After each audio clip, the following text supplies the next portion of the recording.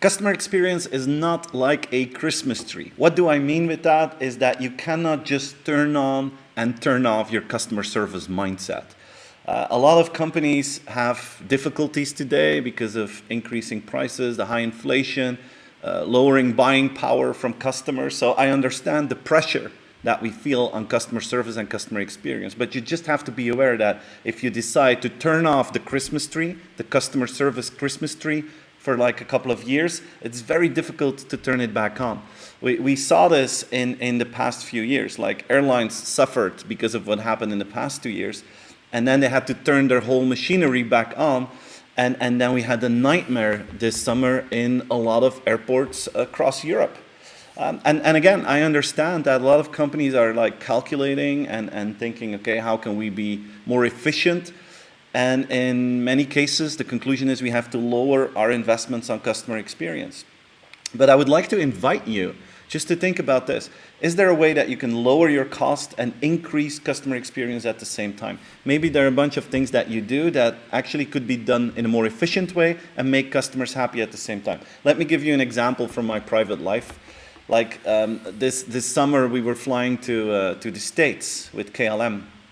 And just a few weeks before we head in, there was no longer a need for a negative test to enter the United States. So we were like, yes, this is great, more efficient for us. And like 2 days or 5 days before we had to fly, I got this email from KLM saying, be careful, you still need a negative test to enter the United States. So I was completely confused. I was like, I read this in the news and KLM is saying something else. This is a personalized mail just for my flight.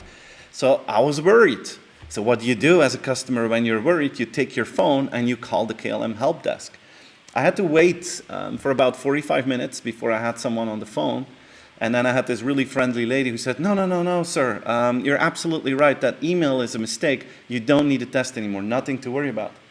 And I couldn't resist saying, yeah, but I understand why I had to wait for 45 minutes. If everyone that flies to the US is getting this email from you and all of them are calling, then actually 45 minutes isn't too bad. And she said, I know, someone needs to turn off that email. That would be a lot of help for us. So, I mean, those kind of things, you bump into those kind of inefficiencies every single day, where companies create their own chaos. So instead of saying we need to lower our costs in customer service, I agree with that, but what you need to do is look for the inefficiencies and make sure that people don't have to call anymore. Then you're lowering your cost and you're increasing customer satisfaction at the same time.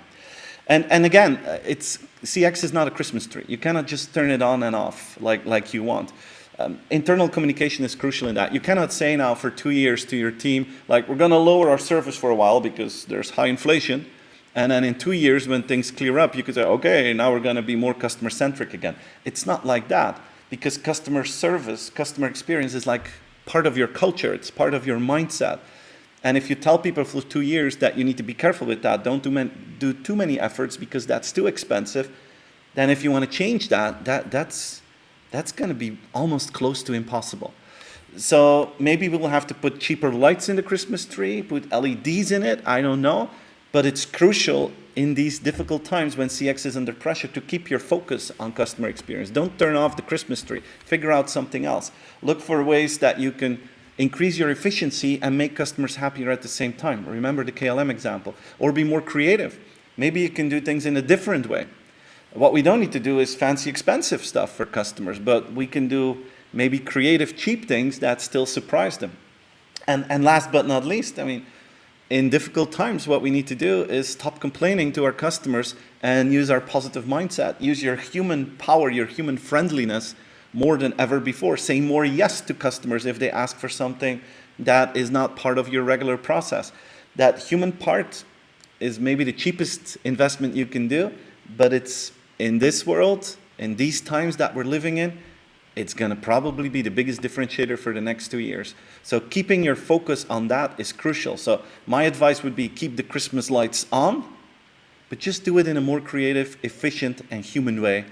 And that will help you to make your customers and keep your customers happy during the crisis that we're in.